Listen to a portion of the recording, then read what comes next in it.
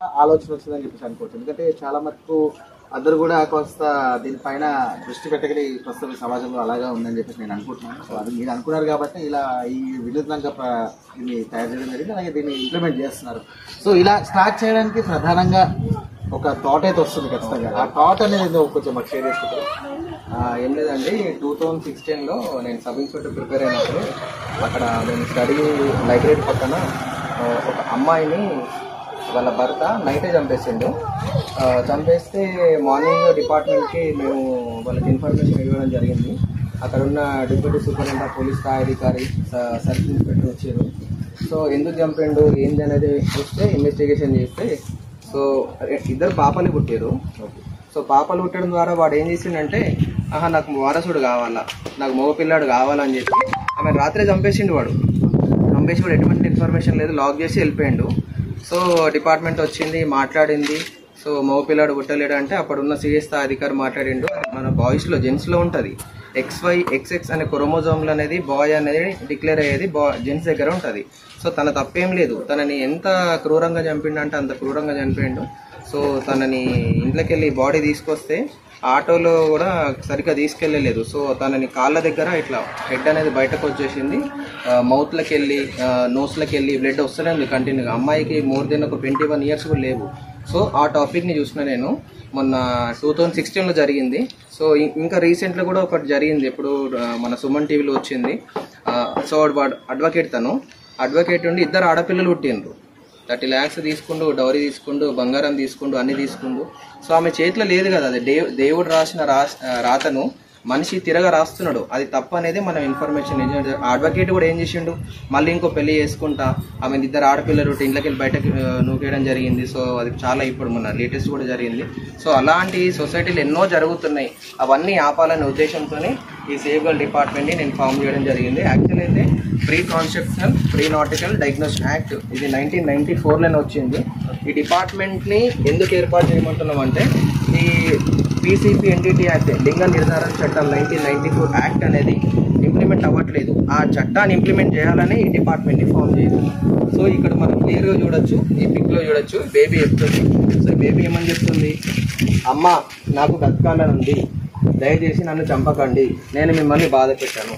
So నేను పుట్టిన తర్వాత మిమ్మల్ని ఏం బాధ పెట్టా, పెరిగినాక కూడా ఏమి నేను బాధ పెట్టా, ఏదనేది కూడా మీకు నేను ఇట్లా ప్రాబ్లం చేయ, సో నన్ను బతకనియండి అని ఈ పాప చెప్పడం జరుగుతుంది. సో ఈ పాప అనేది రిక్వెస్ట్ చేస్తూ ఉంది, హంబుల్గా రిక్వెస్ట్ చేస్తుంది, దయచేసి నన్ను చంపద్దు, సో నెల నిండని ఆడపిల్లలని చంపకండి అని. కడుపులో ఉన్న బేబీ తన తల్లి చెప్తుంది, సో మమ్మీ తమ్ముడు కోసం నన్ను చంపకు, నాకు బ్రతకాలని ఉంది, ప్లీజ్ నన్ను బతకనియ్యు. సో నేను ఏమన్నా జెండర్ ఈక్వాలిటీ అనేది రావాలా, అమ్మాయి అంటే మైనస్ అని, అబ్బాయి అంటే ప్లస్ అని అది పోవాలా, అందరని ఈక్వాలిటీ రావాలనే ఉద్దేశంతోనే ఈ డిపార్ట్మెంట్ ఏర్పాటు చేయడం జరిగింది. ఈ పాప ఫీలింగ్స్ చెప్తుంది, కడుపులో ఉన్న బేబీ తన ఫీలింగ్స్ తన మదర్కి చెప్తుంది. కానీ మదర్ కూడా అర్థం చేసుకోలేదు. కొందరు ఆడవాళ్ళనే వద్దనుకుంటారు, మాకు ఆడపుట్టుక పుట్టిన మాకు ఆడపిల్లలు వద్ద, అది కూడా పోవాలనే ఉద్దేశంతోనే ఎవరికి భయం లేదు. యాక్చువల్ ఏంటంటే ఇప్పుడు డిపార్ట్మెంట్ ఉంది, పోలీస్ డిపార్ట్మెంట్ ఉంది, ఏం చేస్తుంది, ఇప్పుడు దొంగతనం చేస్తే మనం భయపడతాం, ఏమైనా తప్పు చేయాలన్నా భయపడతాం. ఎందుకు నేను బేబీని, సో పాపను వద్దు, నాకు ఒక పాప ఉన్న పర్లేదు కానీ వారసుడు కావాలా, అది మన చేతిలో లేదని అందరికీ తెలుసు. అయినా కానీ తను ఏం చేస్తుందంటే, సో ఇక్కడ చూడండి క్లియర్గా చెప్తుండో, నాన్న అమ్మ నన్ను చంపకండి, నేను నిన్ను బాధ పెట్టాను. సో డాడీకి బేబీ కడుపులో ఉన్న బేబీ ప్రామిస్ చేస్తుంది, 5 months బేబీ ప్రామిస్ చేస్తుంది. ఏమని ప్రామిస్ చేస్తుంది, సో డాడీ నేను బాధ పెట్టాను, నేను పెరిగిన తర్వాత నువ్వు ఎట్లా చెప్తే అట్లా వినడానికి నేను ట్రై చేస్తా కానీ, సో నన్ను మాత్రం తమ్ముడు కోసం నన్ను చంపకండి, తన బ్రతకాలని ఉందని బేబీ చెప్తుంది. సో ఇంకోటి ఏంటంటే భారతదేశంలో జరిగే 10 సంవత్సరాల జనాభా లెక్కల ప్రకారం మీరు చూడండి, బాయ్స్ గర్ల్స్ రేషియో చూడండి, ఫీమేల్ మేల్ రేషియో చూడండి, ఆడవాళ్ళ సంఖ్య గణనీయంగా తగ్గిపోతుంది. ఎవరు పట్టించుకుంటలేరు, ఎవడేం చేస్తాడు, డబ్బులు ఉంటాయి కదా మనం చేద్దాం, ఎవరేం చేస్తాడు, డబ్బులు ఉంటాయి కదా అంటారు. సో దీనికి pre conception pre nautical diagnose act 1994 ఉందండి. ఒక్కసారి ఇట్లా చేయడానికి ఎవరైనా చేస్తే డిపార్ట్మెంట్ తరఫు నుంచి వెళ్ళి ఎఫ్ఐఆర్ అవుతుంది. ఇది నాన్ బెయిలబుల్ సెక్షన్ అండి. నాన్ బెయిలబుల్ అంటే దీనికి బెయిలబుల్ ఉండదు, ఖచ్చితంగా రిమాండ్ అయ్యేస్తారు. ఈవెన్తో మదర్ కానీ ఫాదర్ కానీ ఇంట్లో నానమ్మ కానీ అమ్మమ్మ కానీ డాక్టర్స్ కానీ మధ్యలో ఎవరన్నా బ్రోకర్స్ ఉంటారు, అంటే మేము చూయిస్తాము చేస్తామని చెప్పి ఎవరికైనా లేదంటే అందరినీ రిమాండ్ పంపడం ఉంటుంది. కానీ చట్టం అనేది ఇంప్లిమెంట్ అవుతలేదు. ఇంప్లిమెంట్ కావడానికే ఈ సేవ్ గర్ల్ డిపార్ట్మెంట్ని యూనిఫామ్ సర్వీస్ని మేము ఇంప్లిమెంట్ చేయాలని నా టార్గెట్, నా గోల్ అదే అండి. చిన్నప్పుడు నేను 2016లో వచ్చింది ఆలోచన. నేను ఈ డిపార్ట్మెంట్ ఏర్పాటు చేయాలని నాకు 8 years నుంచి నా టార్గెట్. అంటే ప్రధానంగా ఎవరైనా ఇన్స్పిరేషన్ ఏం చూడలేదండి. నేను ఇప్పుడు సొసైటీలో మస్తు చూస్తున్నా, సొసైటీలో జరిగే ఎన్నో అన్యాయమైన. సో ఈ కాన్సెప్ట్ ఎందుకు పెట్టారని చెప్పేసి అనుకోవచ్చు. ఇప్పుడు నేను చూస్తాను కదా చాలా యాక్చువల్ ఏంటంటే ఎడిటింగ్ అంతా సెట్ చేసుకోవాలి. ఇది చూసుకుంటే కెమెరా. సో ఇప్పుడు మనం క్లియర్ గా చూడొచ్చు ఇక్కడ సేవికల్ డిపార్ట్మెంట్. సో అమ్మమ్మ నానమ్మ నన్ను చంపకండి, నేను మీకు భారంగాను. ఇప్పుడు ఇంట్లో ఉన్న గ్రాండ్ పేరెంట్స్ తెలుసు కదా.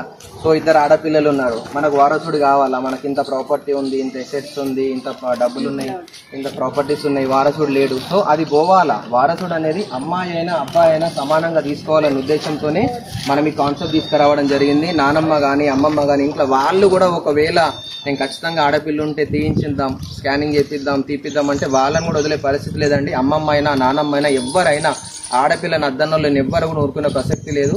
ఈ సేవ్గల్ డిపార్ట్మెంట్ అనేది పీసీపీ ఎన్డీటీ యాక్ట్ 1994 ఉంది. ఒక్కసారి ఎఫ్ఐఆర్ అయిందంటే దీని రిమాండ్ పనిష్మెంట్ కూడా 3 సంవత్సరాలు తక్కబడది, 3 ఏళ్ళు మినిమమ్, మళ్ళీ 10,000 రూపీస్ ఫైన్ కూడా ఉంది. సో ఈ చట్టాన్ని ఇంప్లిమెంట్ చేయాలని ఈ సేవ్గల్ డిపార్ట్మెంట్ చేయడం జరిగింది. అమ్మమ్మకు వదిలేదు లేదు, నానమ్మకు వదిలేదు, ఆడపిల్లని ఆడపుట్టుక వద్దన్న ఎవరిని కూడా ఊరుకునే పరిస్థితి లేదండి. ఎవరినైనా రిమాండ్ పంపడం, కేసు చేయడము ఎవరు కూడా అథారిటీస్ లేవు. ఫుల్ పవర్స్ ఉన్నాయి చట్టానికి. ఆ చట్టాన్ని ఇంప్లిమెంట్ చేయడానికి ఈ డిపార్ట్మెంట్ ని ఏర్పాటు చేయడం జరుగుతూ ఉంది. అంటే ఇప్పుడు డిపార్ట్మెంట్ ఉంది, పోలీస్ డిపార్ట్మెంట్ ఉంది, ఏం చేస్తుంది? ఇప్పుడు దొంగతనం చేస్తే మనం భయపడతాం, ఏమైనా తప్పు చేయాలన్నా భయపడతాం. ఎందుకు? దాని ఎఫ్ఐఆర్, రిమాండ్ పంపిస్తారు, జైలు పంపిస్తారు, శిక్ష పడుతుందని. వీళ్ళకి ఏమైపోయింది? డబ్బులు ఉన్నాయి అని నేను అందరిని అనట్లేదు, కొందరు మాత్రమే చేస్తారు. మాక్సిమం 70% ఇదే జరుగుతుంది. 2018లో మనకు బీబీసీలో ఒక ఆర్టికల్ వచ్చింది, భారతదేశంలోనట 10 సంవత్సరాలకు ఒకసారి జరిగే జనాభా లెక్కల 2011లో జరిగితే దాదాపు ఇండియాలో 1 కోటి మంది, 1,50,00,000 మంది ఆడపిల్లల్ని చంపుతున్నారు.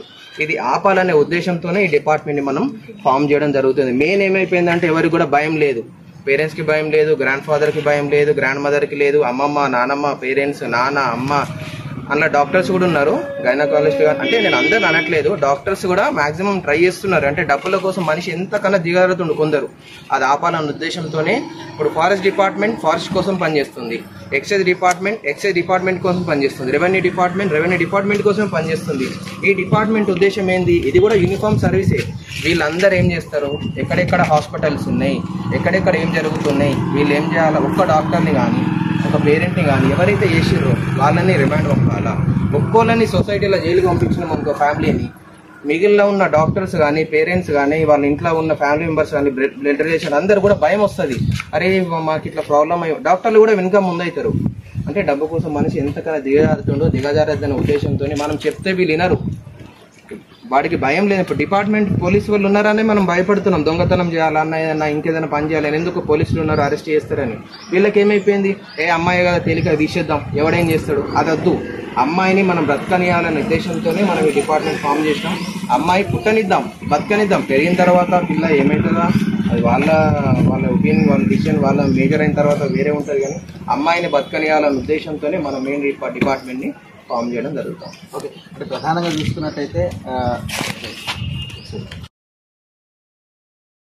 ప్రతి ఒక్కరిలో చేయూత రావాలి, ప్రతి ఒక్కరిలో మార్పు రావాలని చెప్పేసి శ్రీనివాస్ గారు చాలా ప్రయత్నం అసలు అన్ఎక్స్పెక్టెడ్, అసలు నిజంగా చెప్పాలంటే హ్యూజ్ ఆఫ్ రెస్పెక్ట్ అని చెప్పేసి చెప్పుకోవచ్చు. ఎందుకంటే ఇలాంటి అరుదుగా ఉన్నటువంటి అంటే ప్రజలకు మనకు సంబంధించి కూడా మొత్తం కూడా అందరికీ కూడా చైతన్యం రావాలి, వారిలో మార్పు రావాలని చెప్పేసి ఈయన ప్రయత్నం కూడా హర్షించదగ్గం. అలాగే వారికి సంబంధించినట్టు కూడా అన్ని డిపార్ట్మెంట్కి సంబంధించినటువంటి కూడా ఖచ్చితంగా ఏర్పాటు చేయాలని చెప్పేసి సీదా మనకు ప్రధానమంత్రి నరేంద్ర మోదీ గారికి ఈ యొక్క అవకాశాన్ని, అలాగే ఈ యొక్క ఆర్టికల్ ఏదైతే ఉందో ఖచ్చితంగా ఇంప్లిమెంట్ చేయాలని చెప్పేసి వారు కోరడం జరుగుతుంది. అలాగే ప్రతి ఒక్కరికి కూడా ఖచ్చితంగా ఆడపిల్లలకు ఉన్నటువంటి హక్కును, అలాగే ఆడపిల్లలకు ఉండాల్సినటువంటి బాధ్యతను వారు తెలియజేయడం జరుగుతుంది. సో ఇది ఇలాంటి పనిని ఎంచుకున్నందుకు వారికి హ్యాట్స్ ఆఫ్ చెప్తూ, సో మీరు చివరిగా ఏం చెప్పాలనుకుంటున్నారు?